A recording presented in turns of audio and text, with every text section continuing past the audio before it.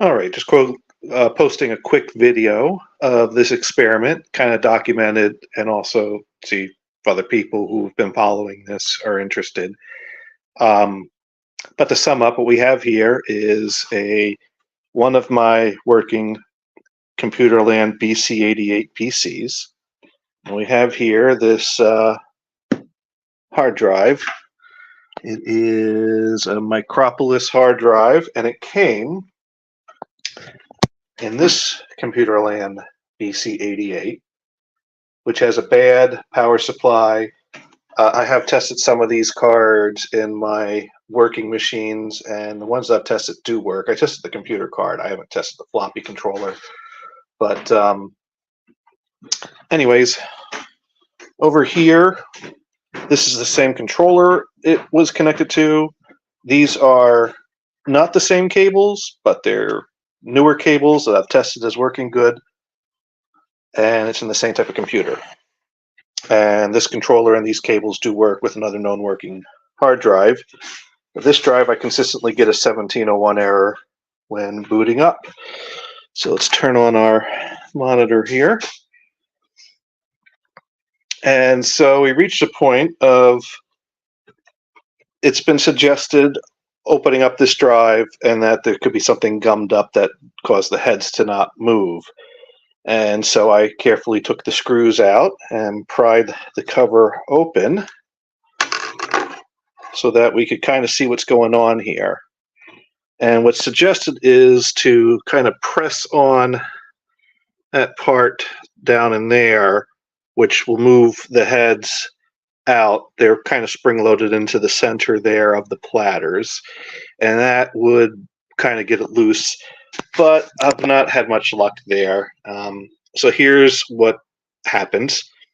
I turn on the computer. That white part kind of clicked out, which unlocks the heads. The platters all spin up. And if I come in here and press, that freely moves without much issue. I mean, it's spring-loaded and goes back to the center, but it never moves on its own. It's not trying to move on its own. It never moves on its own. What's eventually going to happen over here is we're eventually going to get a 1701 error and the RAM test running. So there we go. Basically, it's saying, I see I have a controller, and I see that I should be communicating with something, but I'm not. And that's pretty much it. Sometimes it slows down and then speeds back up, which you just heard it kind of do. And not much more to see here, except that if I come over here to my B drive, which is a floppy with Ray XT MFM, I can run that test, which I've already posted screenshots of the results there.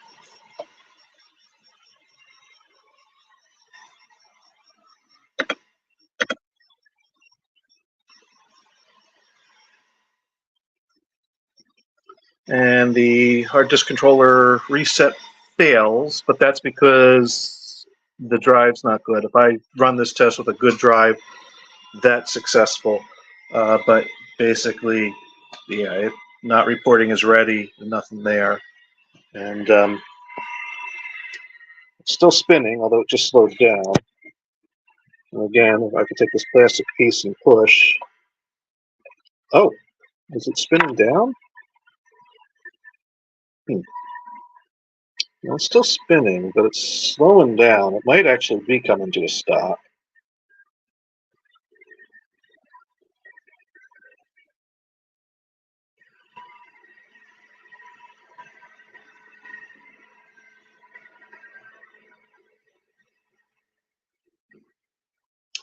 Yeah, it just spun to a stop. That's not, although I could still move that.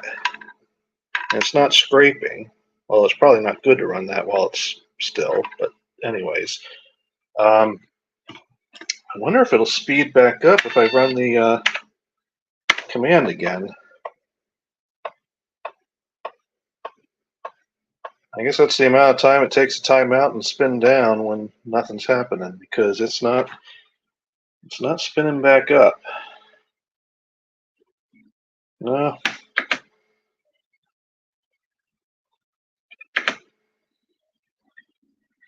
Oh, there we go. Now it got to this part of the test here, and it's spinning back up. So I think it's trying to, although the test is over at this point. I don't know.